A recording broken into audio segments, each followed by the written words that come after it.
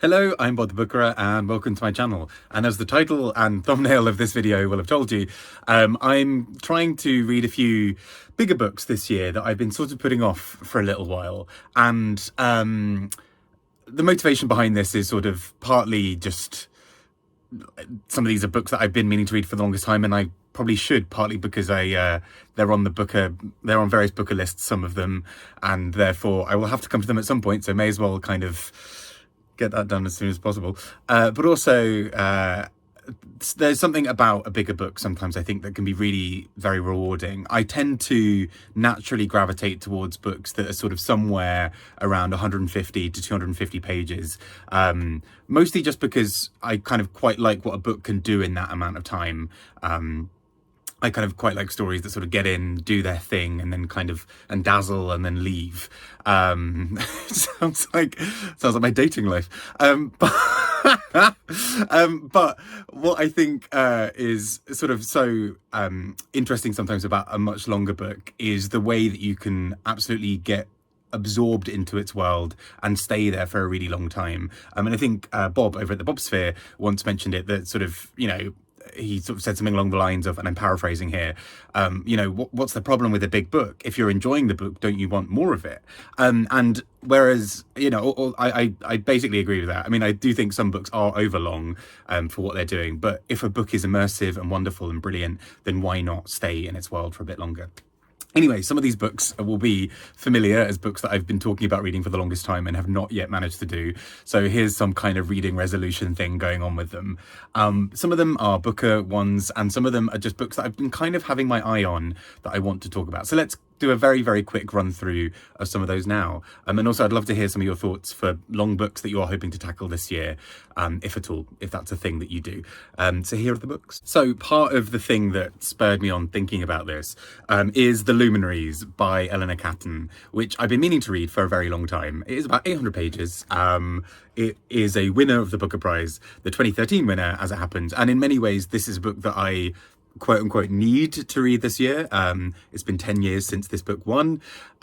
She's got another brand new book coming out, and I'm hoping to sort of have finished reading all the winners this year. And so all of those three things combine to mean that I probably will have to at some point, probably fairly soon, tackle this. I've heard quite mixed things. Some people have really gotten on with it, some people have not. But I'm really quite excited for the idea of how this book works in terms of how it focuses through sort of cycles through cycles, and so the sort of parts of the book get progressively smaller. So I think the first part of this book is 400 pages, and then it's sort of 200, and then kind of shrinking and shrinking. And so I'm really keen to see how that plays out. And as the sticker, well, not even sticker, but as this thing carefully reminds me, it is now a major BBC TV series. So I want to be able to read this so I can actually watch that season, because I sort of feel like I want to have read it first. But this book does sound really, really interesting, kind of sort of New Zealand, goldfields, 1866, just quite a lot of weird and interesting things going on, plus this lunar cycle. And yeah, we shall see how this book pans out. I'm intrigued to finally read it. Next up, two bookery ones that have been lurking around on my shelf for a little bit.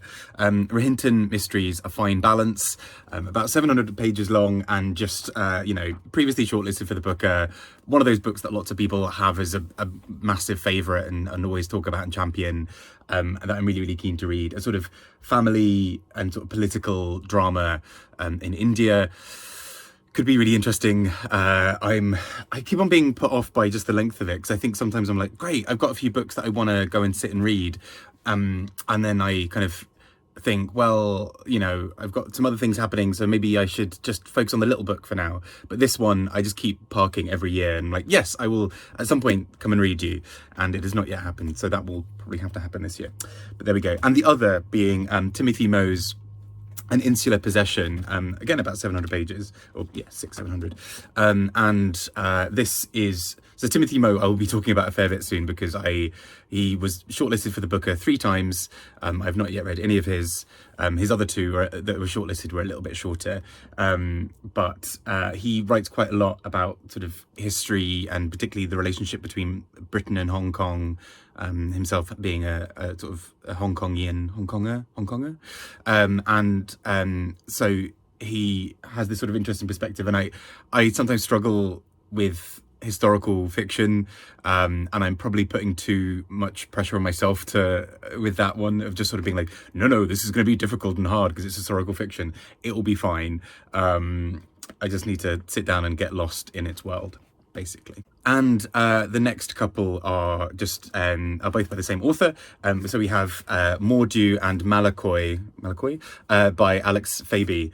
And these are sort of fantasy-ish kind of series by from Gallibeggar Press, and I have been sitting on these, not obviously actually, but although they could probably double as a chair, they're big enough. I've just had these sat on my shelf for a while now, and I keep on meaning to read them. And I think part of me thought, well, maybe I'll wait for the third book to come out and then read the whole series. And I think it might just be nice to start on it to kind of see how I feel, because what if I don't like the first one, then we'll see. I'm sure I will. I've heard little extracts from it at like a Gallibeggar event before and really enjoyed what I heard, so I'm kind of keen to just get lost and enjoy this sort of fantasy world, as I am with another one that keeps on being put on every list every year that I've not got round to yet, Jonathan Strange and Miss Norrell by Susanna Clarke. I loved Piranesi.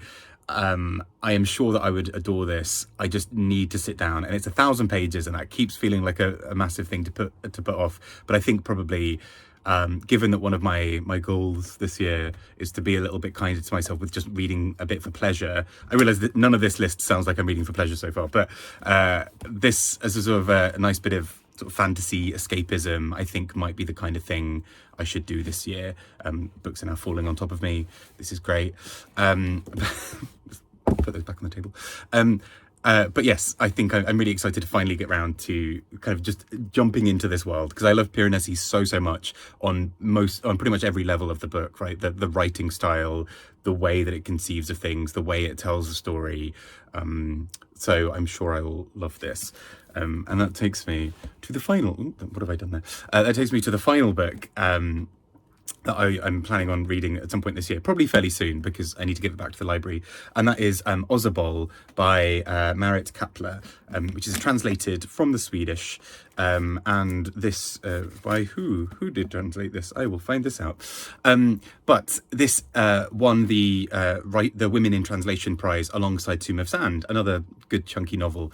And what I found so fascinating about the idea of this book is the way that it tells the lives of sort of these villagers in Sweden and threads it into a narrative. And actually, since I've had a physical copy of the book to be able to look at, it's interesting that this is much less intimidating than I thought, because the pages are not wall-to-wall text as I feared, and are actually fairly light, so I might kind of almost get through this as if it's a 400-page book, which makes me feel a bit better about it all. But I'm really intrigued by the idea of this, that sort of these villagers' stories are kind of threaded together so that it's this sort of weird blur of fiction and non-fiction, which I think will be really interesting. Anyway, those are some big books. As you can tell, I've had a coffee because I'm talking pretty quickly, but those are some of the big books that I'm hoping to read at some point this year. Again, no big pressure. I'll try and take some of that pressure off myself to not be, beat myself with a stick if I don't get it. But those are ones I'm looking forward to. I'd love to hear some of your thoughts. If you've got any other big books or any books in general that you're just really excited to get round to finally this year. Again, don't put too much pressure on yourself with reading. I'm trying to not do that this year because last year was intense. But have a wonderful reading year and week and whatever else. Speak to you soon. Take care. Bye-bye.